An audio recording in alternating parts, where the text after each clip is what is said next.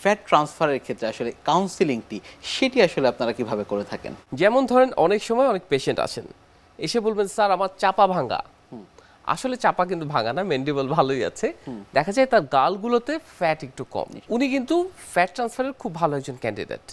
এছাড়া অনেকে দেখা যায় চোখের নিচে এই ভাঁজটা অনেক বেশি প্রমিনেন্ট, উনাদের ক্ষেত্রেও কিন্তু ফ্যাট দিয়ে এসে খুব ভালো একটা রেজাল্ট পাওয়া যায়। আর ট্রমার কথা তো আমি আগেই বললাম। তো যখন আমরা দেখি উনি কি সমস্যা নিয়ে এসেছেন, যেমন ধরেন কেউ এসে বললো যে স্যার আমার চাপা ভাঙা, উনাকে কিন্তু আমরা বলি না যে আপনাকে হাসপাতালে ভর্তি হতে হবে, আপনাকে পুরোপুরি অজ্ঞান করে অপারেশন করতে হবে, উনাকে বলি না। যেই ফ্যাট ট্রান্সফারগুলো বা যেই লাইপোফিলিংগুলো আমরা লোকাল দিয়ে করতে পারবো, সেই ক্ষেত্রে কিন্তু পেশেন্টকে আমরা খুব বড় ধরনের কোনো প্রিপারেশনের কথা বলি না। আমরা বলি এটা হচ্ছে ডে কেস, আপনি আসবেন, করবেন, চলে যাবেন। যেমন ফেসের ছোট ছোট ফ্যাট লাইপোফিলিং যেগুলো করতে হয়, এটা কোনোটাতেই কিন্তু পেশেন্টকে হাসপাতালে ভর্তি থাকার কোনো প্রয়োজনই নেই। এবং এছাড়া অন্যান্য জায়গায় ছোটোখাটো ট্রমার স্কারের নিচে যেই ফ্যাটগুলো আমরা দিয়ে আসি, সেই ক্ষেত্রেও কিন্তু আমরা হাসপাতালে ভর্তি থাকতে বলি না। কিন্তু 2-3টা কেস যেগুলোতে, যেমন আমি আগেও বলেছি যে ব্রেস্ট অগমেন্টেশন, সেক্ষেত্রে কিন্তু অবশ্যই হাসপাতালে ভর্তি থাকতে হবে, তাকে পুরোপুরি অজ্ঞান করে করা হবে এবং সার্জারির পরে তাকে 5 থেকে 7 দিন একটা রেস্টিং পিরিয়ডে থাকতে হবে। এছাড়া আরেকটা ফ্যাট ট্রান্সফারের আরেকটা সার্জারি খুব জনপ্রিয়, আসলে আমাদের এখানে হয়তো এখনো এত বেশি জনপ্রিয় না, কিন্তু ইউরোপ আমেরিকায় খুব বেশি জনপ্রিয়, সেটা হচ্ছে ব্রাজিলিয়ান বাট লিফট। অর্থাৎ সেই ক্ষেত্রে দেখা যায় আমরা পেট থেকে ফ্যাট নিয়ে বাটকে দিয়ে আসি, অথবা আবার আরেকটাও জনপ্রিয় সার্জারি হচ্ছে পেট থেকে ফ্যাট নিয়ে থাই দিয়ে আসা।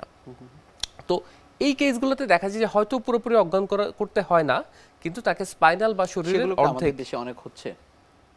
হ্যাঁ, আসলে বর্তমানে কিন্তু হচ্ছে না তা না, বর্তমানে হচ্ছে, বর্তমানে এটা আমাদের দেশে জনপ্রিয় হচ্ছে। নিশ্চয়ই। লাইপোসাকশনের যে বিষয়টির কথা বলছিলেন, সেটির ক্যান্ডিডেট আসলে কারা?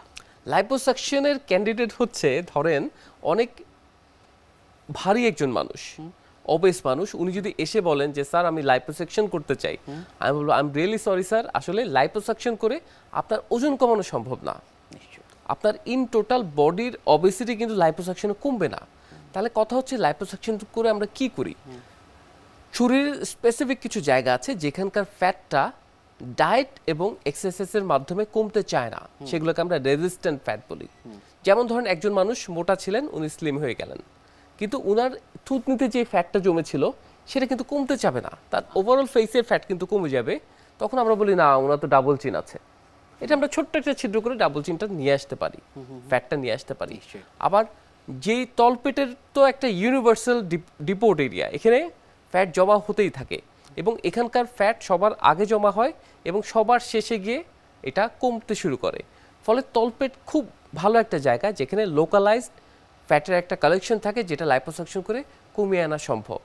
এছাড়া অনেকে দেখা যায় চেস্ট ওয়ালে থাকে, অনেক স্পেশালি কিছু ফিমেল যাদের দেখবেন বডি কনফিগারেশন ভালোই, কিন্তু তাদের হাতগুলো অনেক বাল্কি।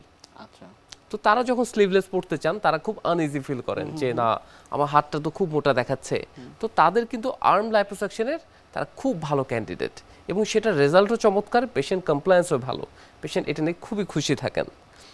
এর বাইরে অনেক ক্ষেত্রে স্পেসিফিক কোনো এরিয়া যদি পেশেন্টের সাইকোসোশ্যাল প্রবলেম ক্রিয়েট করে, অর্থাৎ এটা অ্যাকচুয়ালি ক্লিনিক্যালি কোনো প্রবলেম না, কিন্তু উনি সাইকোলজিক্যালি এটা নিয়ে ডিপ্রেশনে ভুগছেন, ওই স্পেসিফিক এরিয়ায় আমরা লাইপোসাকশন করে থাকি। এটা ব্যাক হতে পারে, বাটক হতে পারে, থাইও হতে পারে, ইভেন অনেক সময় আমরা পায়েও করি লেগে। ফ্যাট ট্রান্সফারের এই বিষয়গুলো নিয়ে আপনার কাছ থেকে আমরা আরও জানবো, তবে তার আগে আমাদের এই অনুষ্ঠানে একটি নিয়মিত সেগমেন্ট হচ্ছে বিভিন্ন খাদ্যের পুষ্টি গুণাগুণ সম্পর্কে আমাদের দর্শকদের জানিয়ে দেওয়া।